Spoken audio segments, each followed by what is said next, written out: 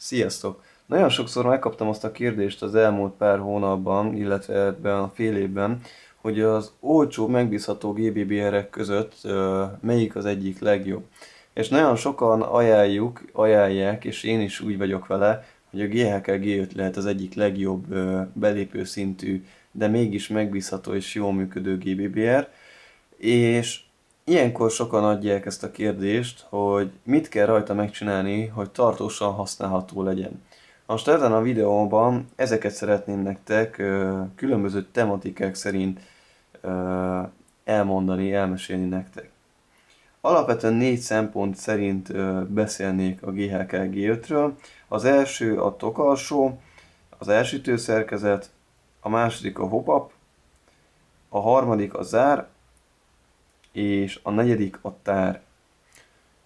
Azt hiszem, nem is húzom tovább a szót, rögtön bele is kezdenék. Kezdem akkor a tokalsóval kapcsolatos infókkal.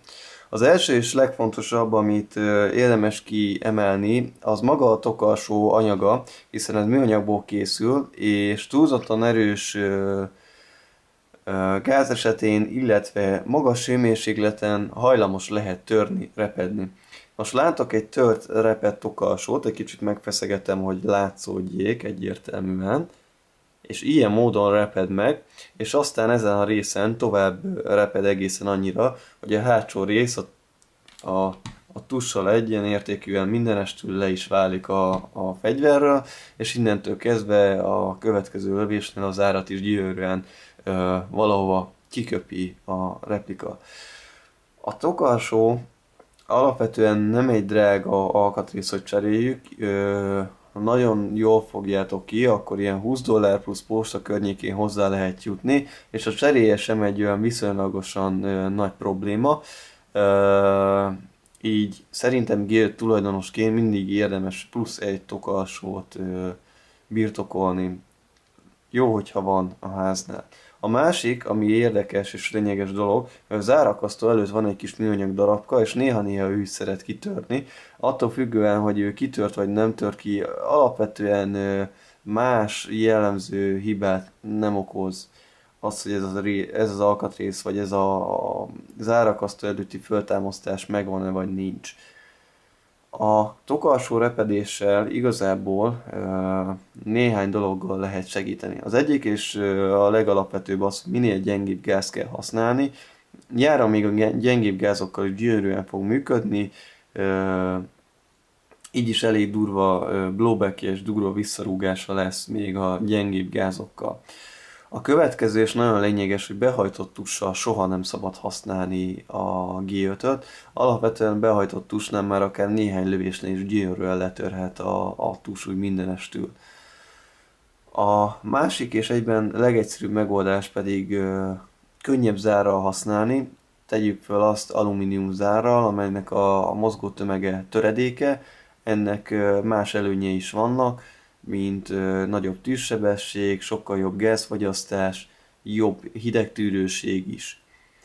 Én azt gondolom, hogy a legegyszerűbb az, hogy ne használjuk brutálisan erős gázzal. Alapvetően a GHK is azt kéri, hogy 12 kg-nál nagyobb tágulású gázzal ne nagyon használjuk a G5-öt, illetve egy olyan praktikus dolog, hogy támasszuk be rendesen a fegyvert. Tehát amikor érezzük, hogy rendesen üt, és már szinte fáj, akkor biztos, hogy jól használjuk a fegyvert, mert ha tényleg az van, hogy nem támasztjuk be megfelelően, akkor egyszerűen úgy a tus nyeli el, és a tok hátulja nyeli el teljesen az ütést, és nincs, aminek átadja az ütést, mint mondjuk az mi magunk a vállunknak. Így ez is egy nagyon lényeges szempont. A következő, ami szerintem nagyon lényeges, az nem más, mint hogy gyárilag nagyon sorjásan érkezik a kakas.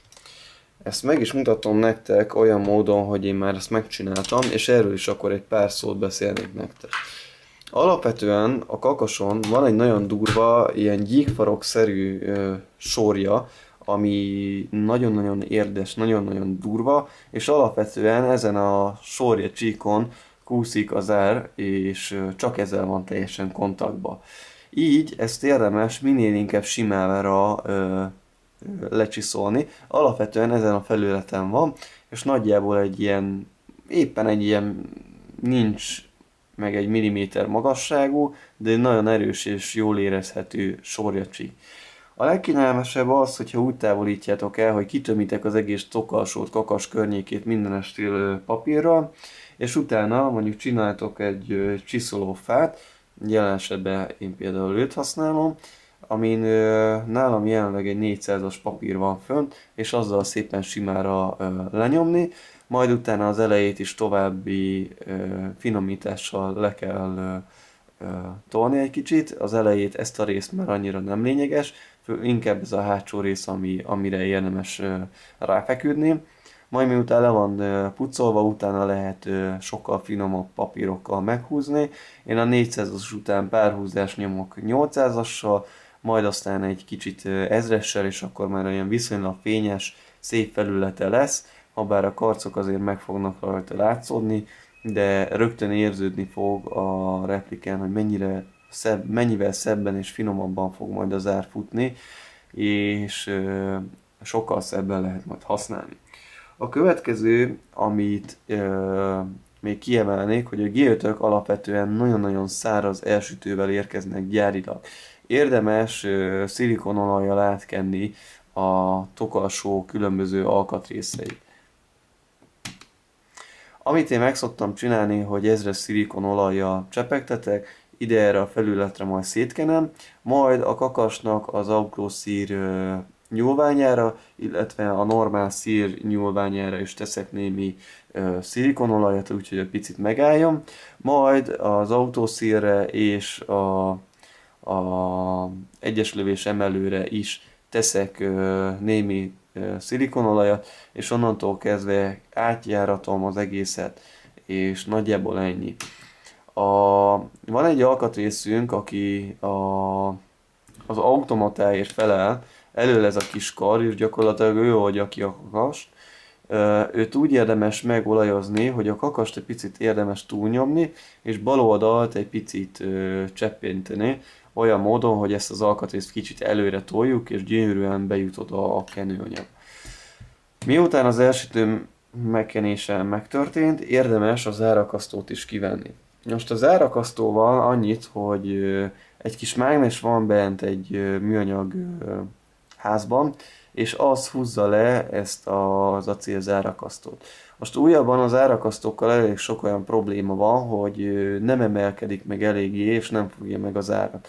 Azt kell csinálni, hogy meg kell fogni két fogóval, és ezt az előső kis ívet enyhén ívbe meg kell hajtani, itt szerintem nagyon jól látható a videón. És azon túl figyelni kell arra, hogy az árakasztó környéke, vitt belül ez a ház, mindig jól meg legyen kenve. Én újabban magát az árakasztó síkját is egy picit meg szoktam húzni csiszpapírral, hogy lehetőleg minél simán felületű legyen, és minél inkább könnyedén csúszson.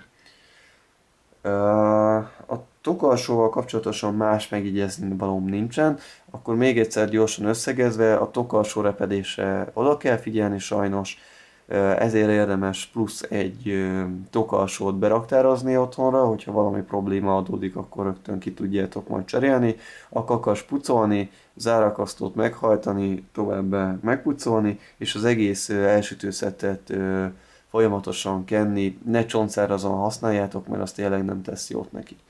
A következő alkatrész, amivel én szeretnék egy kis időt tölteni, az nem más, mint a zárkeret.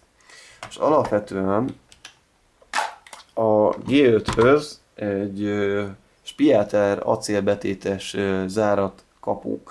Alapvetően vele nem szoktak nagy problémák lenni vele. A legnagyobb gond az, hogy a kakashoz hasonlóan itt is egy ilyen kis gyíkfarok sorja található. Érdemes ezt is ugyanúgy lecsiszolni, és itt lényeges, hogy a csiszolófából egy olyan vastagságot találjunk, ami a kakas hátsó ívéhez is gyönyörűen befér. Ezt nagyon jól látjátok, itt egy 1 cm vastagságú anyagra tettem föl a vásznat, és azzal gyönyörűen le lehet pucolni. Addig érdemes pucolni, míg az a gyíkfarok teljesen el nem tűnik, és szép sima felületű nem lesz. Alapvetően én itt 400-as papírt használtam, majd arra rámentem szokásosan 800-as és 1000-es papírral, amíg szép sima nem lett. Azért a kakas ütése az valamelyes látszódik magán a zár hátsó falán, ezen az íven. Ez annyira nem vészes, kicsit idővel jobban fog látszani. Amit még néha-néha érdemes megnézni, hogy a nózirugót rögzítő csavar rendesen be legyen tekerve, viszont túlhúzni sem nagyon érdemes, mert a nózirugót is simán el lehet vele így törni. A következő, amit még érdemes megcsinálni, hogy bent a dugattyú környékét is érdemes lehet meghúzni csiszpapírral, itt viszont sokkal finomabb papírral kell, hiszen úgy festik őket, hogy kitömik papírral, lefestik, így a belső viszonylag tiszta, festékmentes marad. Ami nagyon lényeges, hogy filmrétegszerűen illik berakni ugyanúgy szilikonolajat. Ezt olyan módon, hogy az ujjatokra felviszitek, és körkörös mozdulattal szépen felviszitek, és ez akkor jó, amikor már a nózi viszonylag könnyedén és simán jár az árma. Ha nincsen benne kenőanyag, akkor egyszerűen tapad, szorul, megakadhat a nózi, ami adogatási, gázfogyasztási és alapvetően működési hibákat tud okozni. Amit itt a videóképen látok, az már egy alumínium zárkeret, egy Alpha Parts általi darab, és hát ugye az ő legnagyobb előnye az, hogy brutális tűzsebesség érhető el vele, amellett, hogy nyáron nem is biztos, hogy olyan sűrűn kell majd gázt töltenetek a táraitokba. A zár kenéséről annyit, hogy ugye bent a nózinál érdemes megcsinálni ezt a filmréteget, és onnantól kezdve 1000-es szilikonolajjal csak egy-egy cseppet érdemes ide a szürke hátsó ógyűrűre föltenni.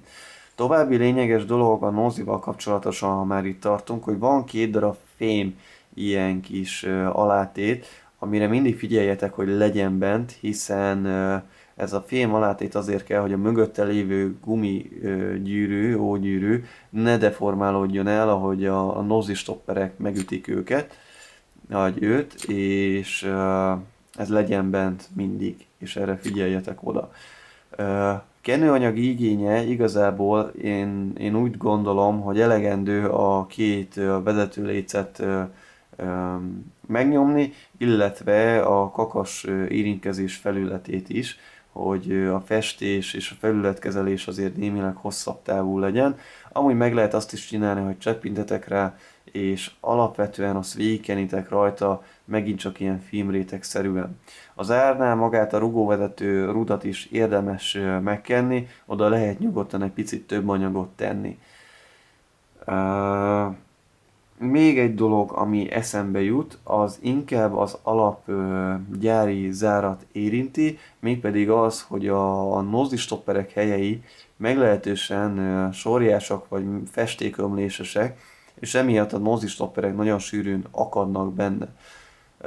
Ezt érdemes lehet a nózistoppereket kivenni, és ezt az ablakot egy picit reszelővel méretre igazítani, olyan módon, hogy könnyedén tudjanak mozogni ezek a nózistopperek. Előfordulhat az is, hogy már annyira könnyen mozognak, hogy simán ki tudnak esni ezek a nózistopperek, ahogy nem drága alkatrész, érdemes ebből is majd tartalékot beszereznetek, de nagyon lényeges az, hogy könnyedén mozogjanak, mert ha szorulnak, akkor maga a nózis szorulhat a nózistopperek szorossága miatt. Azt hiszem, akkor az árkeret és a tokalsóval kapcsolatos gondolataimat így elmondtam. A következő az legyen maga a hop-up. Alapvetően a G5-nek nagyon-nagyon jó hop-up rendszere van, és nagyon jól működik. Az a tapasztalat, hogy a gyári GHK hop-up geomi teljesen megfelel az elvárásoknak, viszont arra figyelni kell, hogy ezeket a replikákat, mint általánosságban az összes gázos replikát raktározásra készítik fel. Ez annyit jelent, hogy telibe nyomják mindenhol szilikon, olajjal, zsírral és minden egyéb mással, így az első használat előtt mindenképpen szükséges és javasolt a hop-up kiszerelése, szétszedése és kipucolása. Ez azért lényeges, mert a GHK szürke gumija nagyon-nagyon érzékeny a szilikonolajra és az olajakra ugye alapvetően, és amint olaj kerül rá, elkezd csúszni, és össze-vissza hop-up hatásatok lesz, vagy esetleg eltűnik a hop-up hatás, vagy a legnyilvánvalóbb egy nagyon rossz lőkében, rossz szórásban jeleníthető, vehető észre. A hop-up kiszerelése nem olyan vészes dolog, egyszerűen oldalt két csavart kell kioldani, kivenni, majd az első irányzékot fölnyitva, annak meghúzásával az egész hop-up szerkezetestől, mindenestől kivehető, és onnantól kezdve egy keresztcsapot kell kiütni, és gyorsan szétszerelhető. Viszont nagyon érdemes azt megjegyeznem, hogy előfordulnak összeszerelési hibák, akár GHK általi, akár végfelhasználó általi ilyen összeszerelési hiba. Erre látok itt egy nagyon jó példát. A két csavar, amit a hop-up kamera rögzítésére, pontosabban a csőfar és annak a fémalkatrésznek a rögzítésére használnak, különböző hosszúságú. Ha összekeveritek a két csavart, akkor egyszerűen a videóképen látható módon a hop-up kamera kap egy szép nagy pofont, és ha peghetek van, olyan szinten el lehet deformálni vele a hop-up kamerát, hogy az már a hop-up gumin is némelyest meglátszik. Szerintem itt jól látható ez a dudor a hop-up gumin, és ebben a replikában is ugye ki lett cserélve a kamera is, meg a gumi is a maximalizmus jegyében, így erre a dologra figyeljetek. Amúgy ilyenkor általában a keresztben meg is szokott repedni maga a hop-up kamera.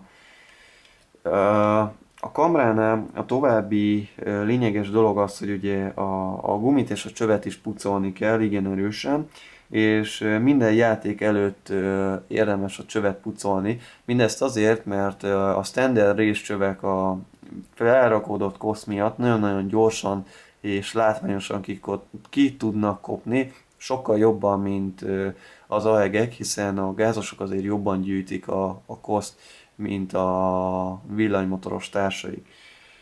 A hop-up kamránál további lényeges dolog, hogy magát a kamrát érdemes sorjázni. A lenyomón van fölül egy öntés Angus sorja minta, azt érdemes leszedni, illetve ha már szétszeditek, akkor érdemes 2,1 távtartót betenni, hogy az oldalirányú lötyögést teljes mértékben meg lehessen szüntetni, és ezzel sokkal stabilabb lőképet lehessen elérni. Gondolkodok, hogy valamit kihagytam el, sorjezés mondtam, távtartózás mondtam, tisztítás, csőpucolás mondtam, rögzítő csavarokat mondtam, akkor azt hiszem ezzel egyenértékűen a hop-up-pal kapcsolatos minden infót elmondtam. Egy dolog tud még ez eszembe jutni.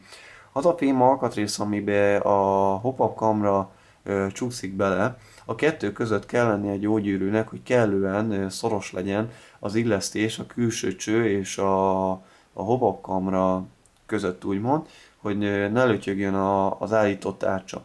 További lényeges dolog, hogy az állított tárcsán is lehet sorja, így érdemes azt is átnézni, illetve a bent lévő fémalkatrészbe, amiben beül a hop-up kamera, illetve a külső cső is, hiszen néha előfordulhat az, hogy a kettő túlzottan szoros, és nem lehet könnyedén állítani a hop-up kamerát. Amikor kiszeditek, akkor érdemes még beütött, berakott keresztcsappal leellenőrizni azt, hogy könnyedén lehet az állított tárcsát forgatni, mozgatni.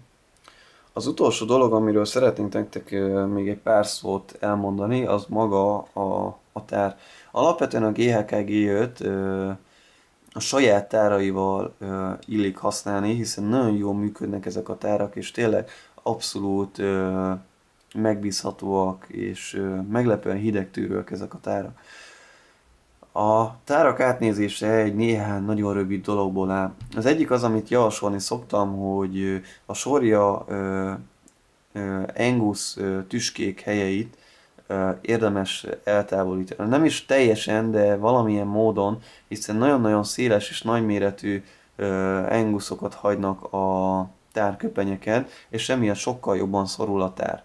Én azt mondom, hogy nem érdemes 100%-osan eltávolítani, hanem egy picit érdemes fönt hagyni, hogy kellően szoros legyen a tár, illetve ne is legyen legalább előre-hátra lényeges lötyögése. A következő, ami nagyon lényeges és nagyon oda kell figyelni, az maga a tárajak. Alapvetően a tárajak olyan módon van olyan módon van méretezve, hogy nagyon-nagyon szoros. Bizonyos BB-ket nem is lehet alapból úgy betölteni, hogy a BB ne is sérüljön semmilyen módon, így érdemes a tárajkat teljesen kivenni, és még asztalon megreszelni egy picit. A tárajak kivétele amúgy baromira egyszerű, alul van itt egy kis pin, amit érdemes úgy benyomni, hogy beakadjon. A tárfeneket le kell húzni, de olyan módon húzzátok le, hogy a kezetek mindig legyen ott, hiszen a tárogó jóval erősebb, és bent ezt a kis műanyag alakot ilyenkor szépen ki szokta lőni jó messzire. Miután lehúztátok a tárfeneket, egy keresztcsapot kell valahol itt kiütnötök, és aztán az egész tár belső kihúzható a tárköpenyből. Miután kihúztátok a tár belsőt, akkor a tárajaknál is ugyanúgy van egy keresztcsap, azt ki kell ütni, és akkor a tárajak egy picit így megbillentve ki is emelhető. Arra kell figyelni a tárajak reszelésénél, hogy nagyjából itt ezt a felső részbe kell egy picit belereszelni, olyan módon, hogy folyamatosan próbálgatni kell bele a BB-t. Mindkét oldalt picit reszeltek, és egészen addig kell belereszelni, amíg a BB viszonylag könnyedén tud ki és bejönni.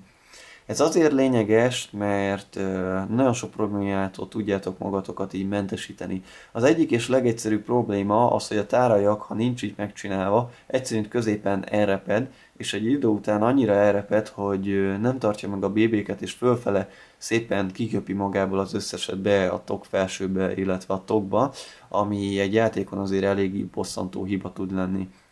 A következő és megint lényeges ok, amiért ezt meg kell tenni, hogy a BB-ket így minimál sérüléssel lehet be és kitárazni, kitölteni, így a lőkép is jelentősen javulni fog, illetve a tározási idő is, illetve a tárazás komfortérzete is jelentősen javulni fog. Ha már szétszettétek a tárakat, akkor érdemes az itt és itt található csavart meghúzni, nyugodtan erővel meg lehet húzni, ugyanígy a tár aljában lévő két csavart is érdemes meghúzni. Én már azt mondom, hogy ha már itt tartunk, a gáztartályt rögzítő két csavart, kupakot is érdemes kivenni, és teflonszalaggal egy jó pár menetet rátéve, visszatéve, erővel ráhúzva érdemes lezárni a gáztartályt, hiszen normálban is hajlamos a rázkódás miatt ezek a kupakok kirázódni, és a tár alján elkezdődik egy kisebb sziszegés. A másik, amire nagyon figyeljetek oda, hogy a betöltő szelepek fejei azért könnyen letörnek, tehát nem szabad izomból meghúzni. Ugyanígy a kieresztő szelep esetében is azért nem javaslom teli erőből meghúzni, mert a végzáró és a középzáró ógyűrűket is ilyenkor könnyedén meg lehet szakítani, és innentől kezdve a szelepen keresztül engedni fogja a gázt a kieresztő szelep. Vagy a szelepen keresztül, vagy esetleg az is előfordulhat, hogy a gázkiömlő gumin keresztül engedi némileg a gázt. Még egy dolog jut eszembe a gyári tárral kapcsolatosan, mégpedig az, hogy nem szabad végtelenségig tölteni gázzal. Maga a tár úgy van kitalálva, hogy a két gáztartály alul és felül össze van nyitva.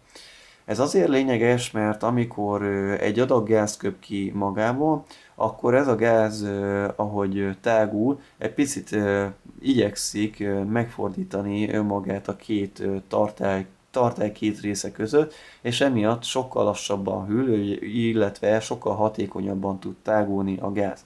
Amennyiben a tárat túlzottan nagy mennyiségű gázzal töltitek meg, akkor egyszerűen könnyedén ki lehet nyírni ezt a mechanikát, hogy a két tartály össze van kötve, és ilyenkor egyszerűen folyékonyan köpködi magából a gázt a tár, sokkal gyorsabban lehűl, sokkal kevesebb a leadható lövések száma, pont azért, mert folyékonyan köpködi magából a gázt, és nem beszélve arról, hogy mennyivel instabilabb magának a replikának a működése is amúgy.